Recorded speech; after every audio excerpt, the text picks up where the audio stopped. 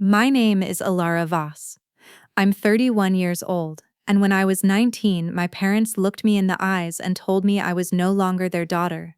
They changed the locks, removed me from their insurance, and mailed my belongings to my college dormitory in 3 cardboard boxes. No note, just tape and cardboard, and the smell of my old bedroom sealed shut forever. I want you to picture a Thursday morning in late October.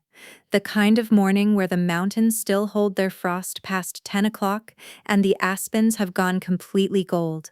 Every single one of them, like the whole hillside, decided to catch fire at exactly the same time. I'm standing in front of a building I've never seen before, a lodge, 3 stories of hand-hewn timber and river stone, with a wraparound porch that faces a valley so quiet you can hear the creak from the parking lot. A man in a gray suit is handing me a key, not a copy, the original, a brass skeleton key on a leather fob, worn smooth in the center where someone's thumb had pressed it for decades. And my phone is ringing. The screen says Mom. And I let it ring. I let it ring 4 times, 5, and then I press the key against my palm until I can feel the teeth of it, and I watch the call go to voicemail, and I think, they waited 12 years for me to fail. They can wait a little longer. Before we get into this, please take a moment to like and subscribe, but only if this story truly resonates with you. These videos take everything I have to make, and your support is the only reason I can keep telling stories like this one. And if you're watching right now, wherever you are in the world, drop your location and your local time in the comments. I want to know who's here with me tonight. I read every single one. Every single one. Let me take you back to September of 2001. I am 7 years old, and we are living in a 4-bedroom colonial in Ashford, Connecticut, a town so postcard perfect that the grocery store has a covered bridge in its parking lot. My father, Richard Voss, is a commercial real estate attorney. My mother, Diane Voss, née Whitmore, teaches piano lessons in the basement 3 days a week and considers this her identity entirely. My brother Coleman, 4 years older than me, golden-haired, every teacher's favorite, is in 6th grade and has already decided he is destined for greatness. The family agrees. The family reminds me of this agreement regularly. I tell you all of this not to set a scene but to explain a physics. There are families that operate like solar systems, where every member orbits naturally around a center of shared warmth and gravity. And then there are families that operate like a flashlight. All the light aimed in one direction, everything else in the dark. I was in the dark.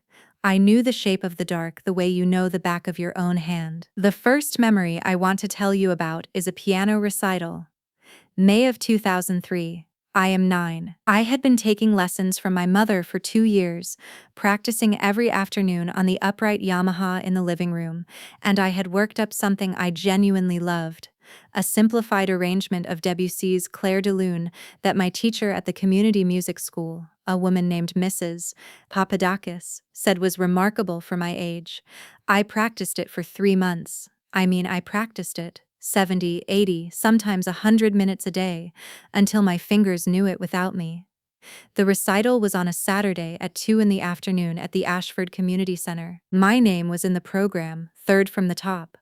I circled it with a red marker and put the program on the refrigerator. My parents did not come. Coleman had a lacrosse game that same Saturday, a regular season game, not a championship, not a tournament, just a game in the middle of a spring schedule that had 20 other games in it. And Richard and Diane chose the lacrosse game. I found out they weren't coming Friday night, less than 20 hours before I was supposed to walk on stage. My mother told me while she was loading the dishwasher. She didn't stop loading the dishwasher to tell me. She said, "We'll catch the next one, Alara." And she slid the top rack in and pressed the start button, and that was that. I sat down at the kitchen table and I told myself it didn't hurt. I told myself I was fine. I played the recital for an audience that included Mrs. Papadakis, 7 sets of other parents, and a custodian who lingered in the back because he was curious. I played Clair de Lune perfectly. I know I did because Mrs. Papadakis cried a little at the end, just at the corner of her eye, and she held my hands in both of hers and said, "You have something very special, Ilara. Don't ever let anyone take that from you. I didn't know what she meant then. I would spend the next 12 years figuring it out. The second memory is from Christmas of 2005.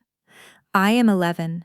Coleman is 15. That year, my parents gave Coleman a full racing bicycle, a specialized Allée, cherry red, $480 even, which I know because Coleman left the receipt in his room and I found it once when I was helping him look for a phone charger. For Christmas, I received a $40 gift card to Barnes& Noble.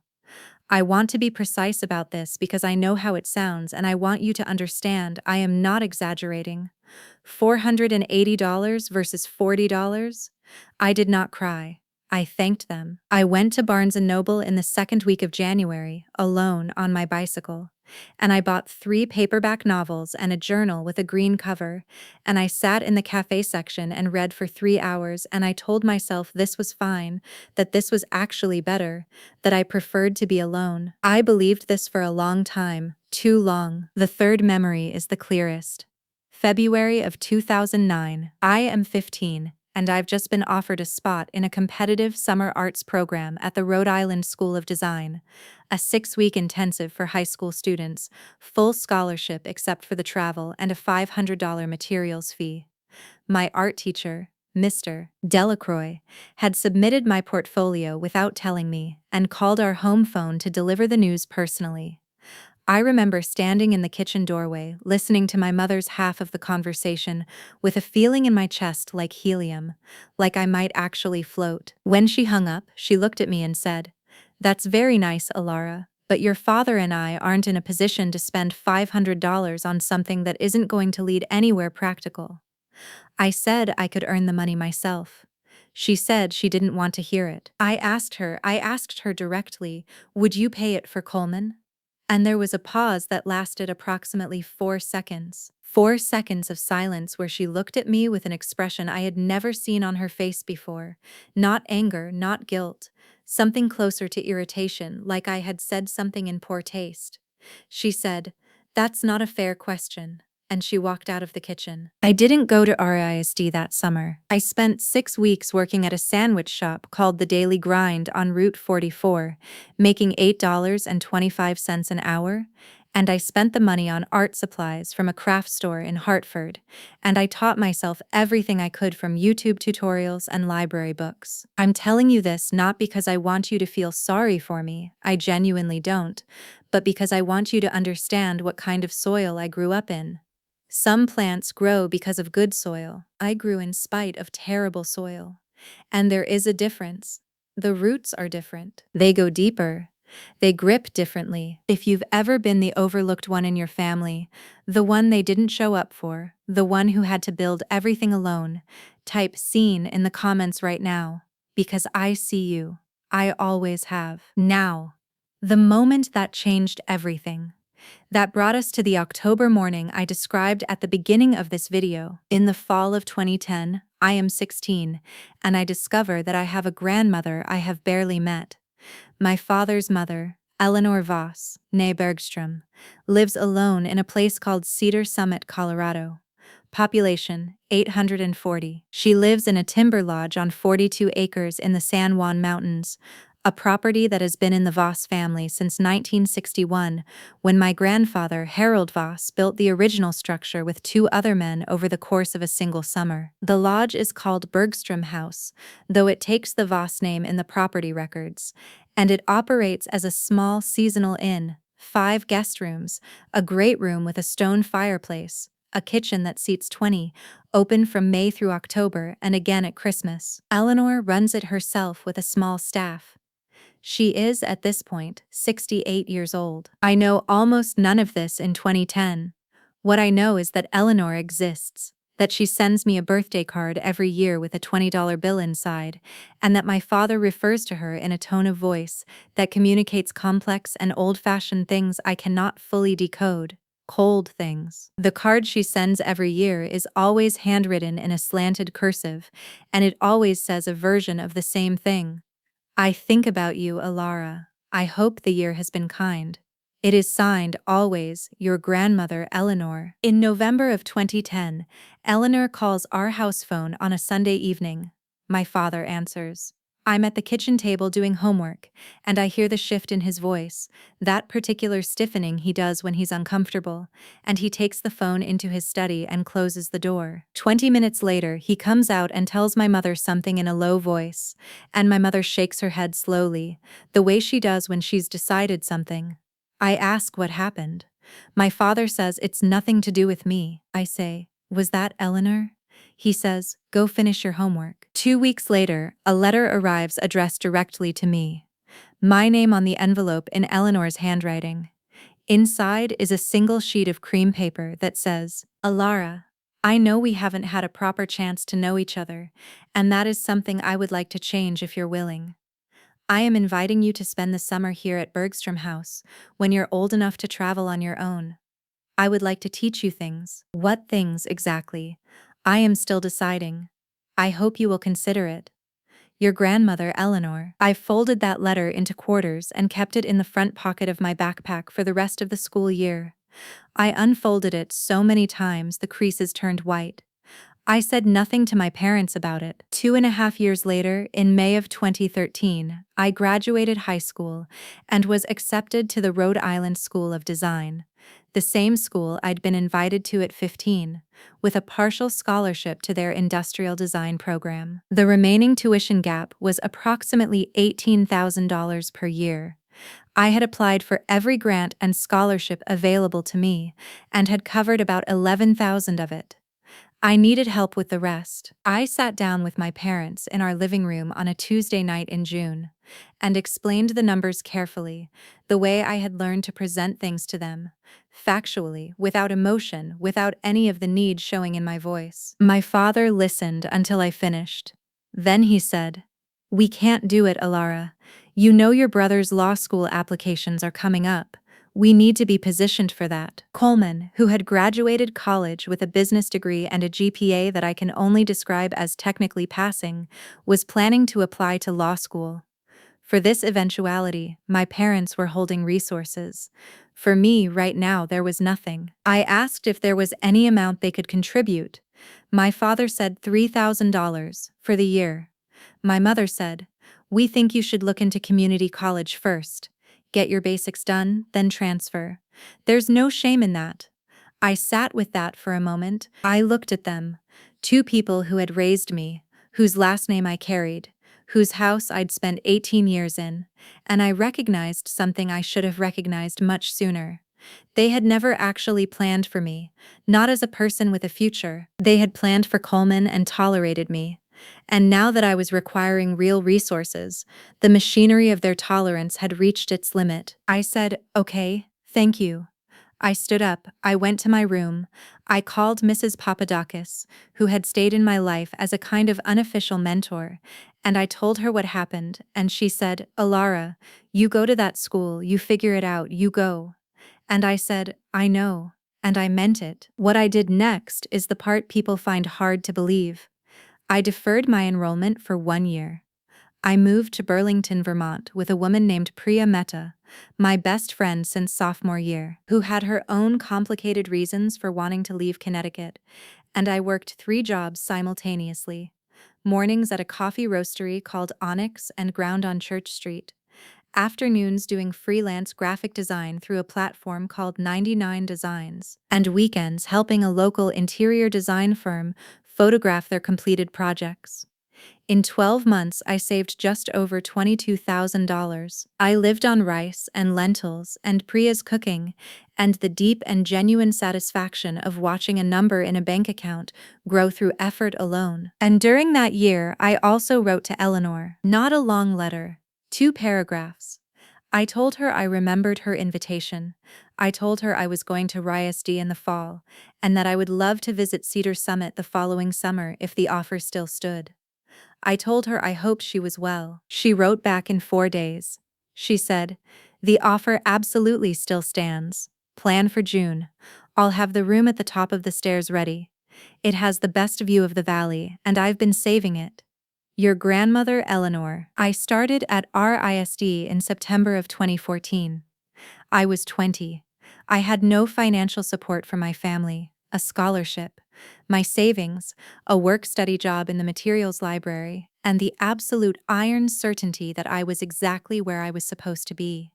I thrived. I want to say that plainly without performing humility about it.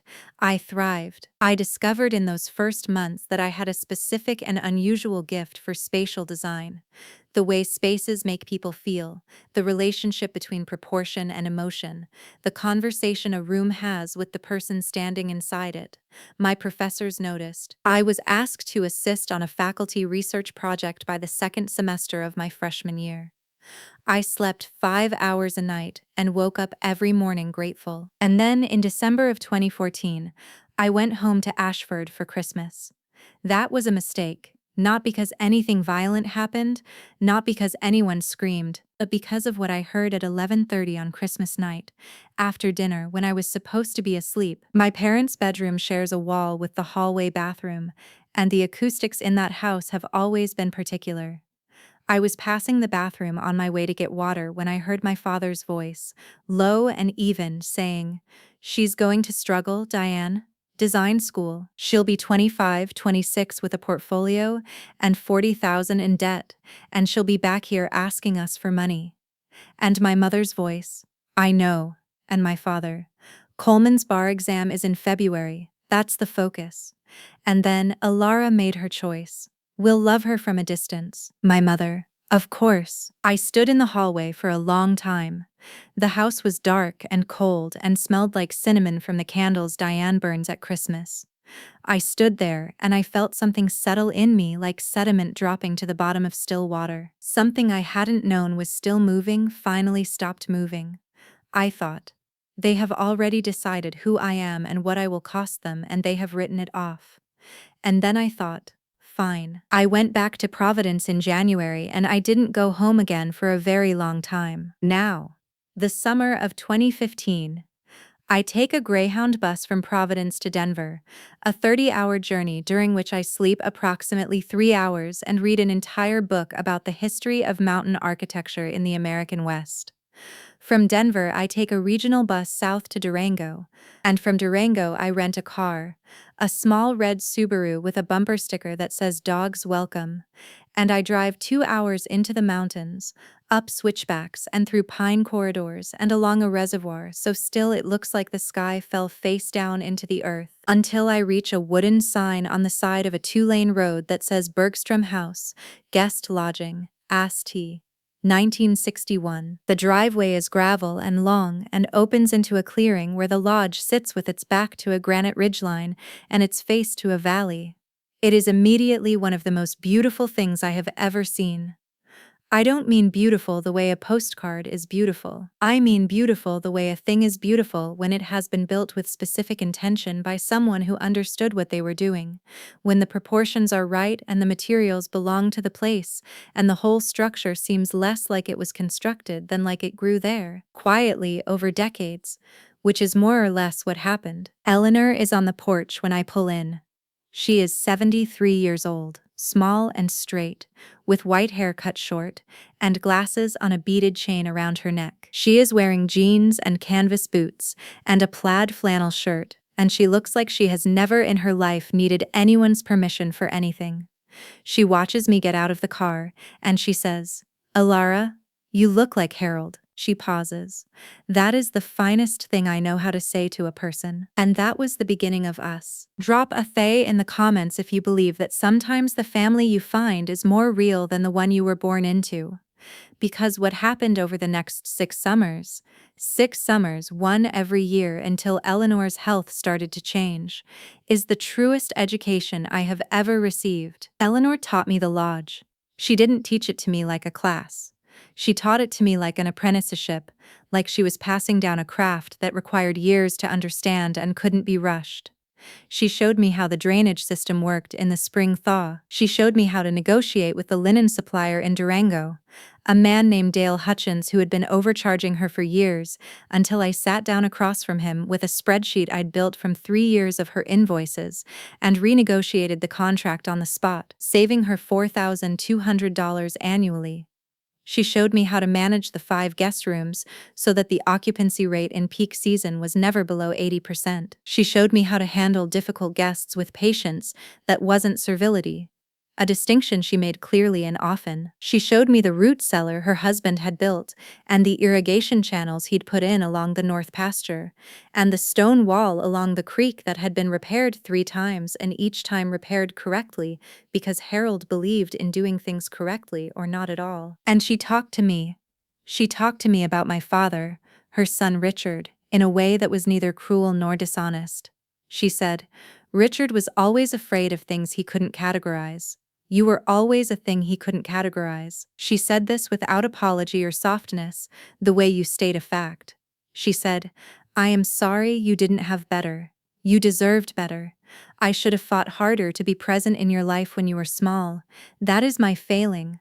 I told her she didn't owe me an apology. She said, "I know I don't owe it. I'm giving it anyway. There's a difference."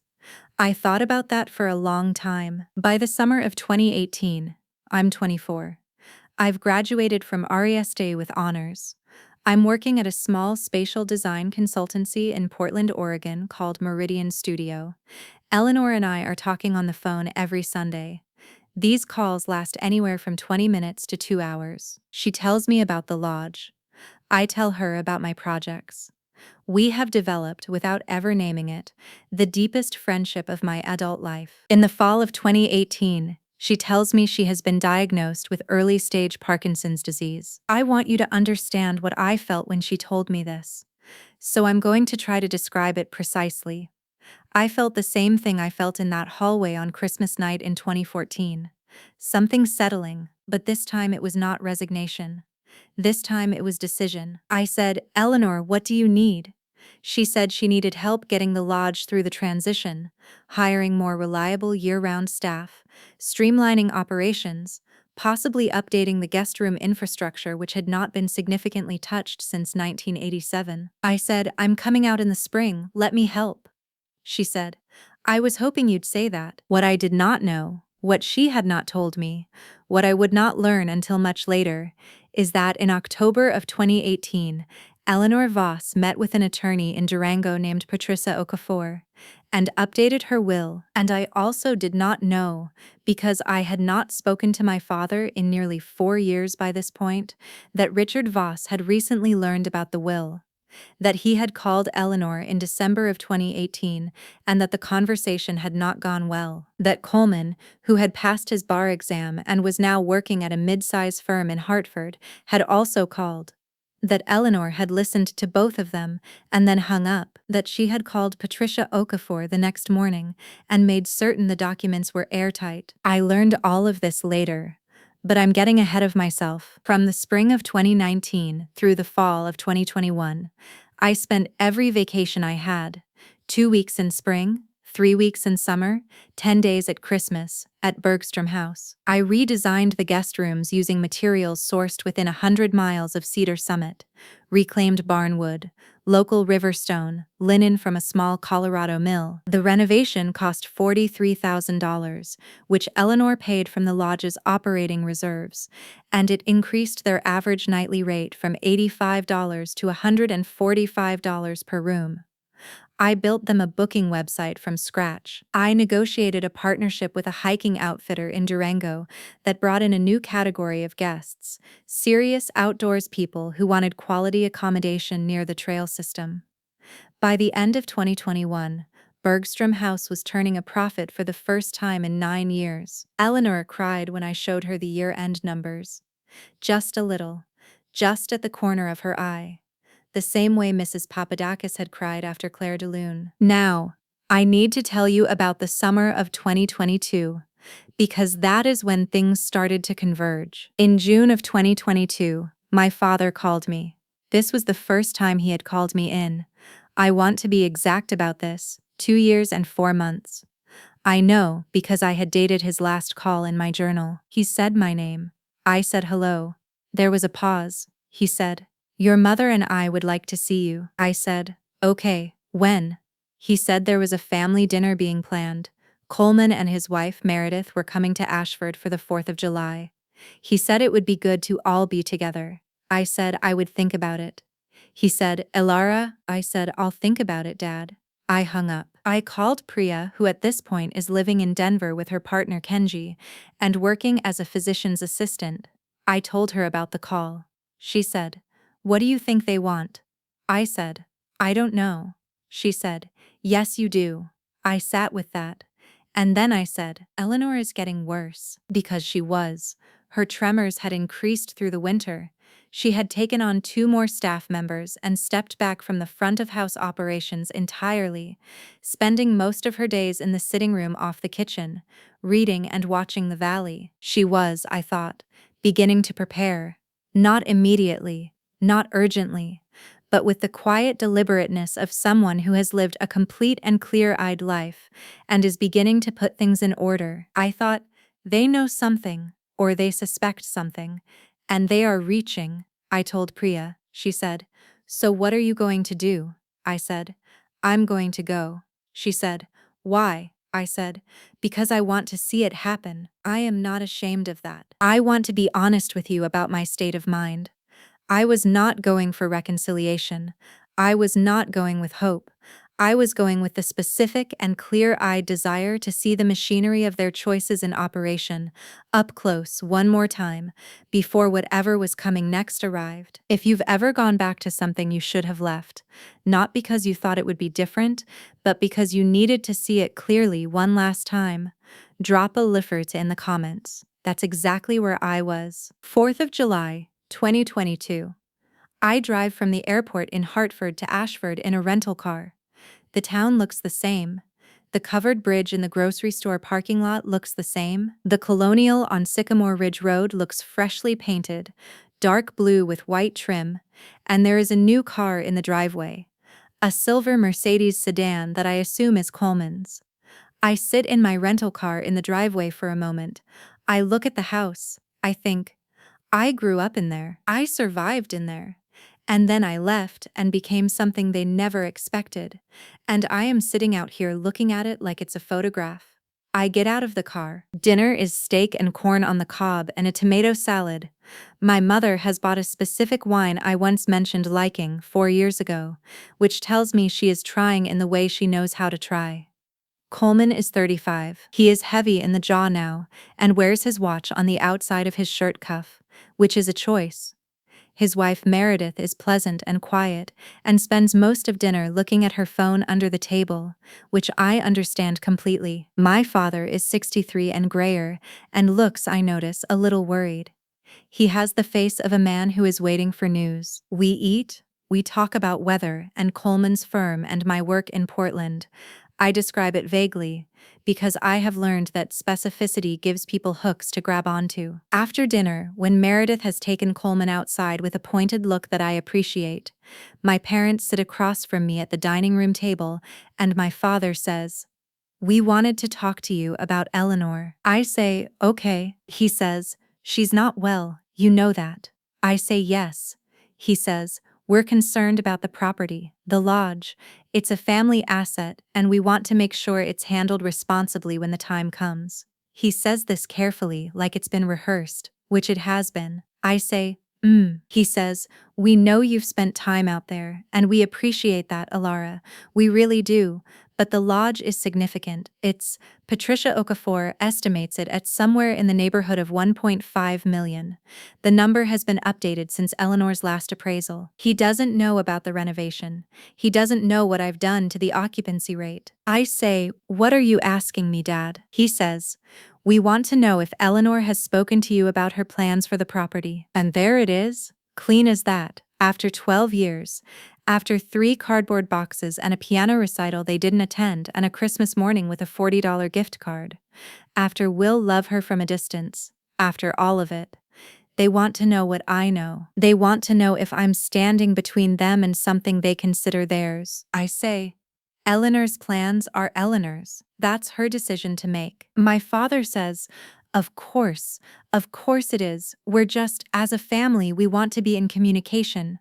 I notice he says, as a family. I notice the specific deployment of that word in this specific context.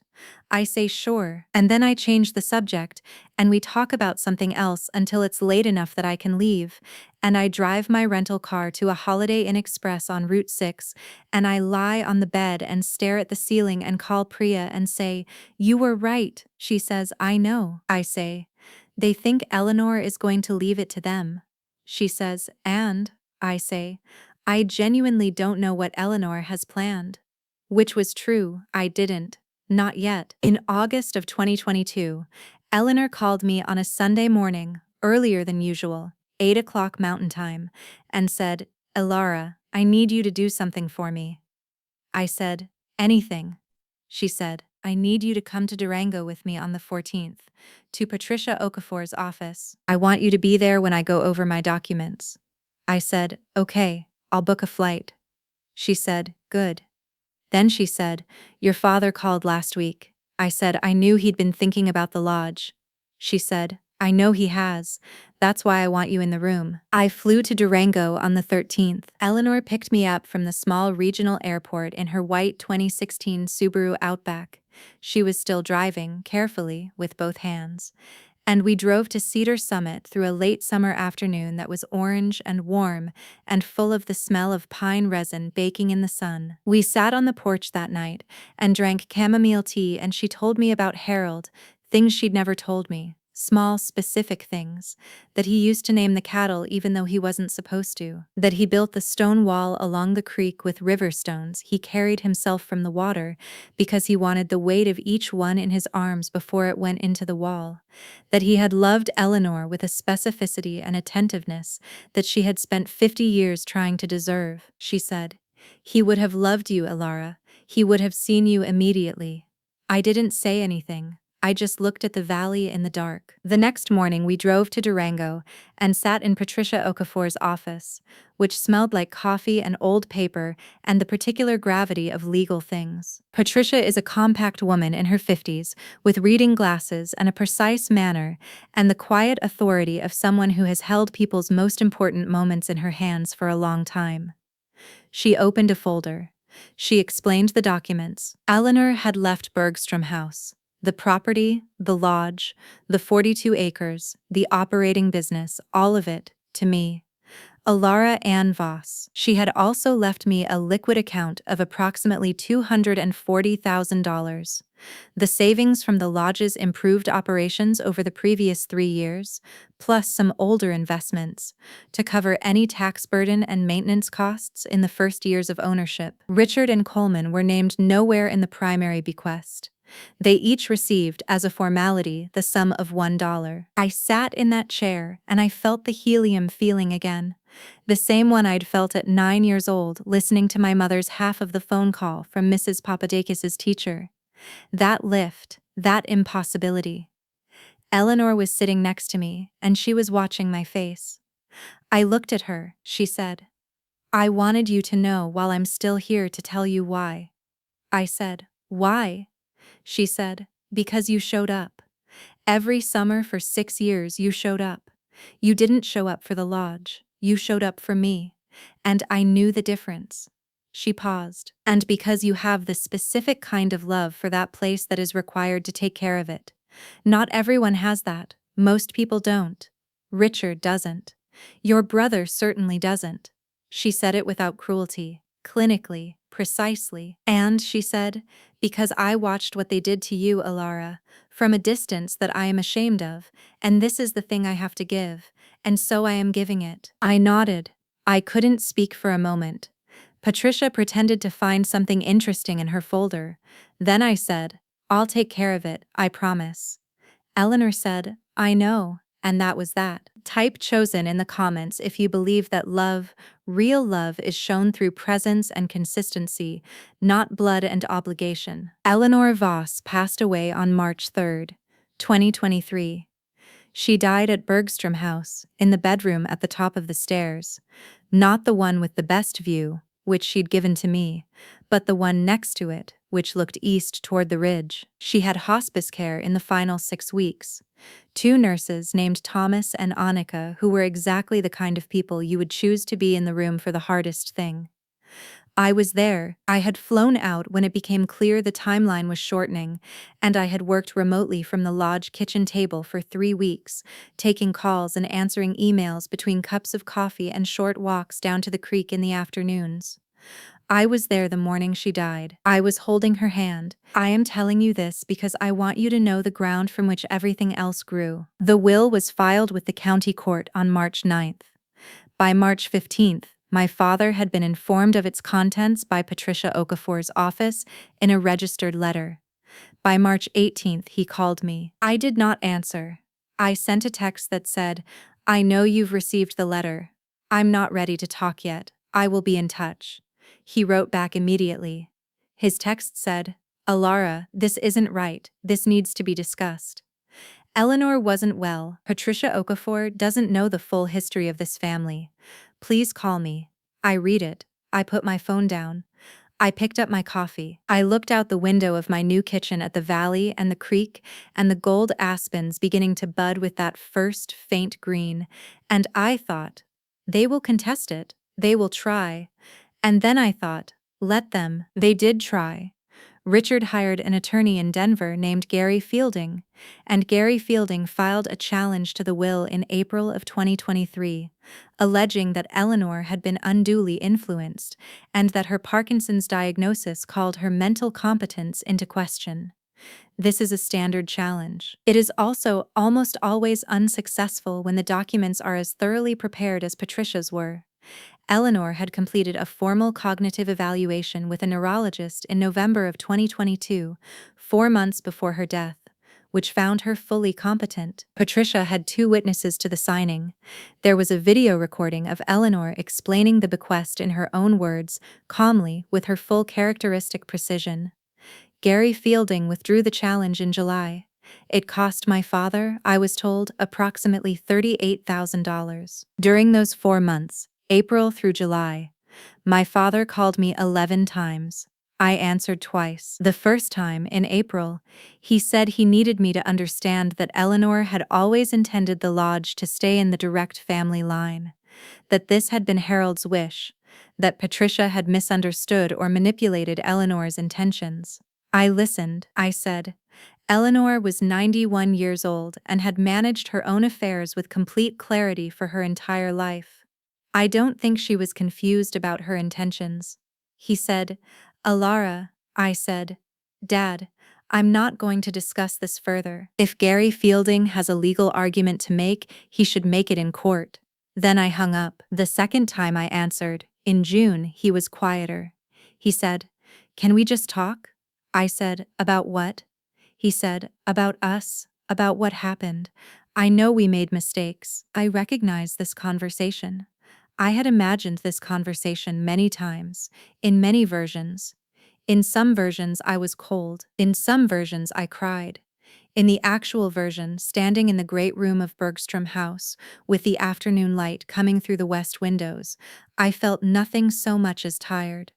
A clean and clear-eyed tiredness, not anger, not grief, just the exhaustion of having carried something heavy for a very long time, and understanding that I was, finally, allowed to set it down. I said, When you're ready to have a real conversation, not about the lodge, not about money, but about what actually happened in our family, I will pick up the phone. Until then, I need some space. He was quiet for a moment. Then he said, Okay. That was the whole call. The challenge was dropped in July. The property transferred to my name on August 4th, 2023. On August 5th, I drove up the driveway for the first time as the owner, and I parked and I sat and I looked at the porch and the ridge and the valley, and I thought about Harold carrying river stones in his arms because he wanted the weight of each one. I thought about Eleanor saying, You showed up. I sat there for about 10 minutes. Then I got out of the car, and I went inside, and I made coffee, and I started reviewing the fall bookings. And that brings us to October of 2023, that Thursday morning with the frost on the mountains and the aspens on fire and the man in the gray suit. That was David Holloway from the Archuleta County Assessor's Office, finalizing the property assessment for the transfer. He handed me the original brass skeleton key, which had been in Eleanor's desk. And my mother called, and I let her call go to voicemail. But here is what I want to tell you about that voicemail, because this is where the story changes register, where it moves from injury to something more complicated and more true. I listened to it that evening. My mother's voice on that recording was not the voice I expected. It was not demanding. It was not angling for something. It was just small and honest and a little frightened. She said, "Alara, it's Mom.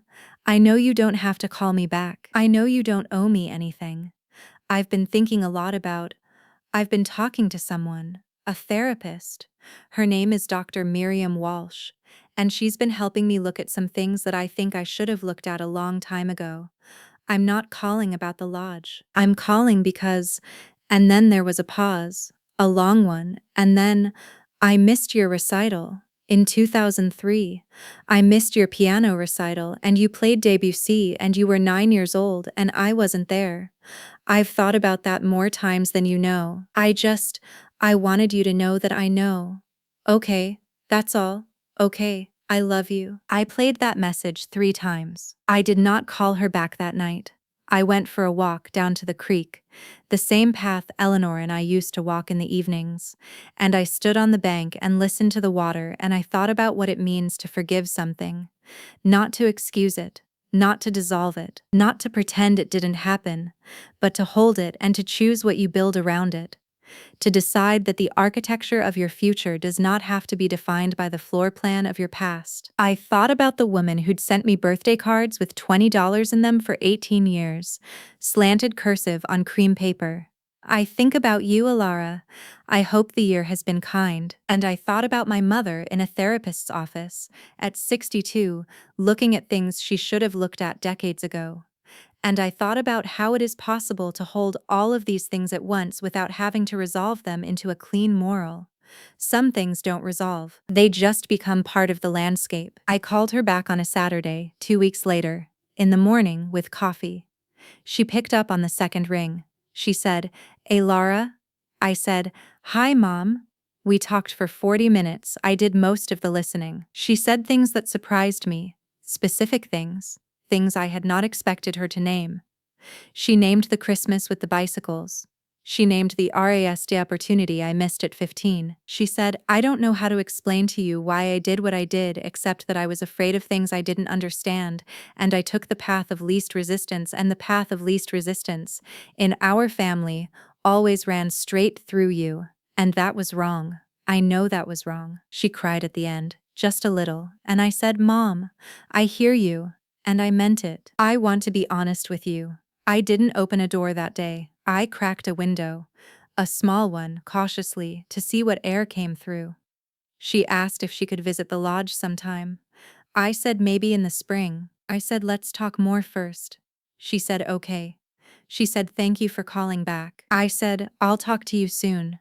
And then we hung up, and I put my phone down on the kitchen table, and I looked out at the valley for a long time. My father followed about 6 weeks later.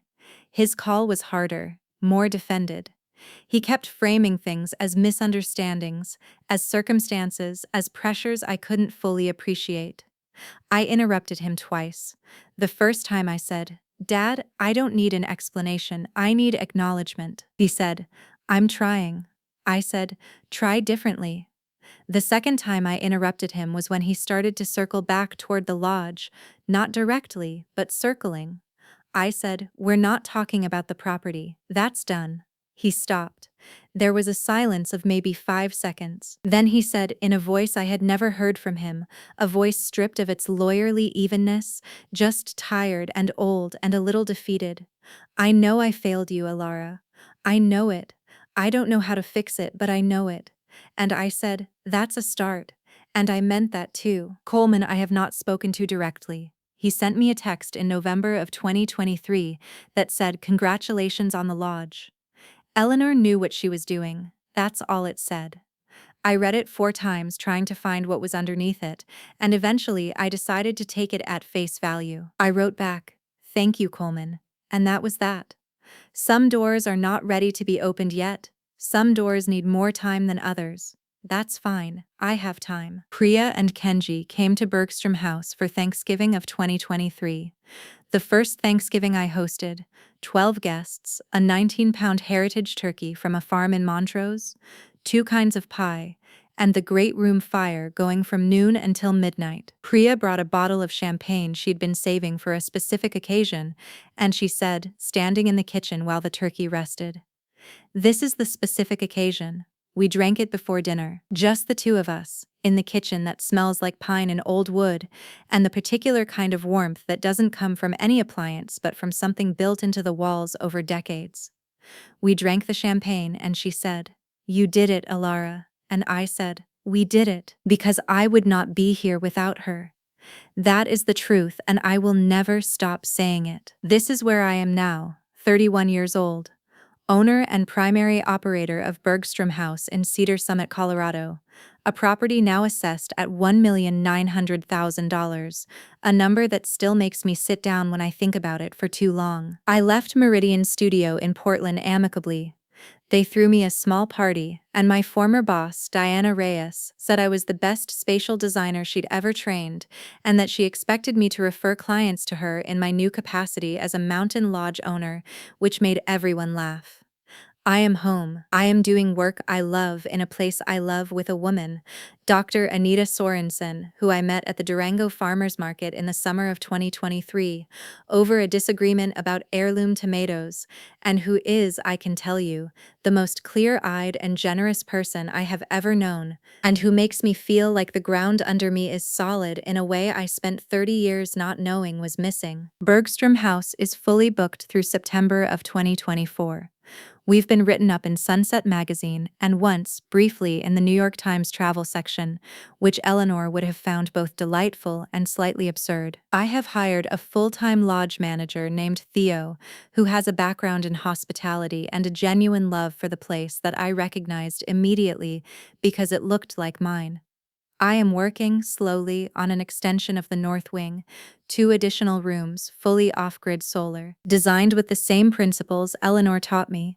Use local materials, respect the landscape, build for the long term, and make sure the proportions feel right, because the proportions are how the building talks to you. I talk to my mother every 2 to 3 weeks.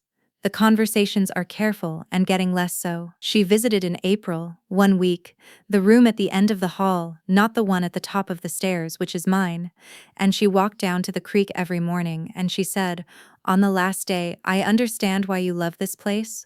I understand it now." I said, "Good. My father is planning to visit in the fall.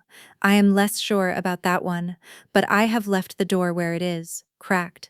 Not closed, not flung open, just cracked with light coming through, and we'll see." I want to say something to you directly, right now, before I go. This is not a story about revenge. I want to be very precise about that.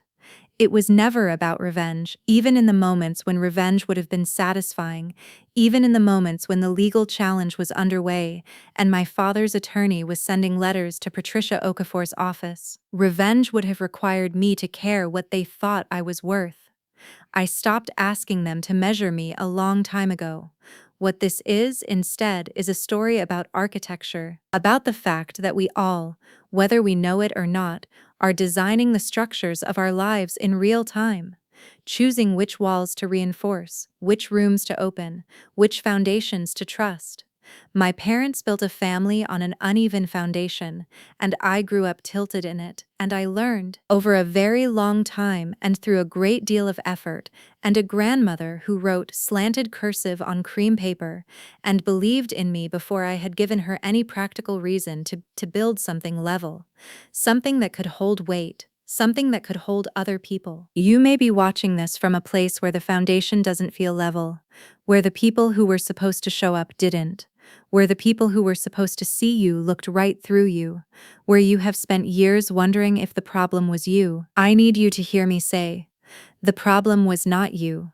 The problem was never you. You are someone who carries weight that isn't yours, and does it anyway, and keeps building anyway, and that is the specific and particular quality that makes it possible to receive something like a lodge on 42 acres in the San Juan Mountains and know, without hesitation, that you will take care of it, not because you were given it, because you were ready for it, because you had been building toward it your whole life without knowing you were. If this story meant something to you, if it touched something you recognize, something you've been carrying, please subscribe and leave me a comment.